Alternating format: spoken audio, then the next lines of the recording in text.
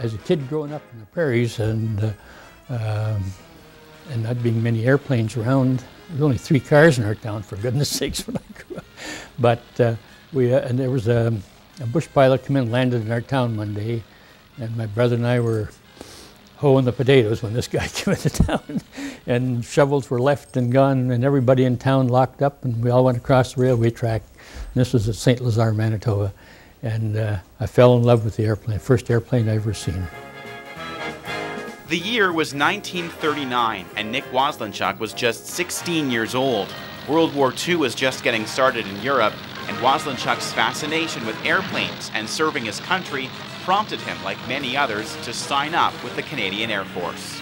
I had to wait a couple of years, but all the guys we played ball with and played hockey with from our town all gone into the services, you know, and everybody was singing these patriotic songs, and it rubbed off on the kids. But I joined up in November '41, just a couple of months before I turned 18. And I don't think any of us ever thought of joining up because of the money. I think we got $1.05 a day or something like that. Waslenchuk was sent to England for several weeks of vigorous training, and it wasn't until he arrived in Europe that he learned the full scope of what was going on. And we were walking the beach there one day, 4 of us, and we heard a heck of a racket, and we looked up, and here's a Spitfire chasing a Focke-Wulf 190, German top-notch fighter plane, and the Spit got him and just a little bit offshore, and when that guy come burning down, and he never got out of the plane, so obviously he was either dead or, you know, wounded, he couldn't get out. But that was the first action we'd seen, and we were on the ground just as spectators. And I thought, my God, there is a war on. Waslenchuk continued his training and became a bomb aimer in Canadian No. 6 Bomber Group.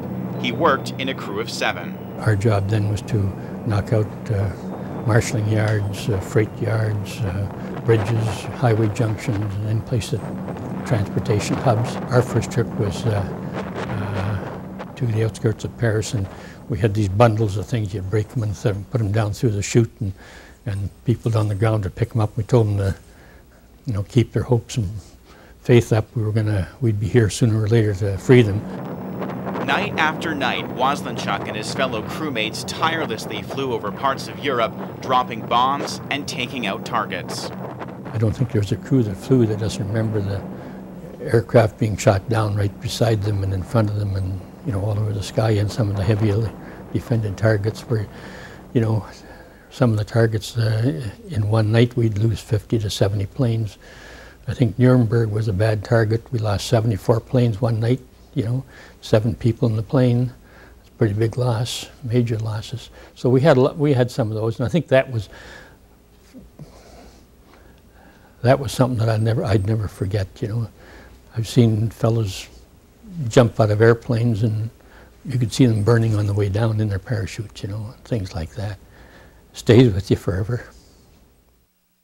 The odds were against Nick Waslenchuk. Only 10% of his bomber group came home alive. Frederick George Brzezina, very good friend of mine, trained with him, went overseas with him, and he was shot down July 18, was killed July 18, 1944, and he was flying with 630 Squadron. Names of the other 90%, some 10,643 men and women, are contained in these 2 books.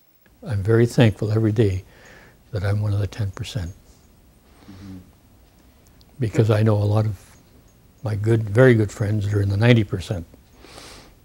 You know, some of them are made it back, wounded and things like that, but a lot of them are gone. I wouldn't have missed it for anything, you know, looking back at it now, but when you lose all your best friends, like, you know, night after night, somebody else gets it.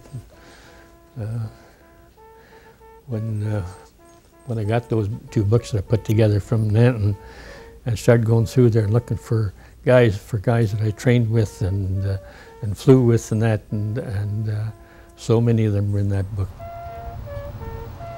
61 years later, Nick Waslenchuk plans to remember his friends and colleagues who lost their lives in the line of duty. I thank the Lord every day. No kidding.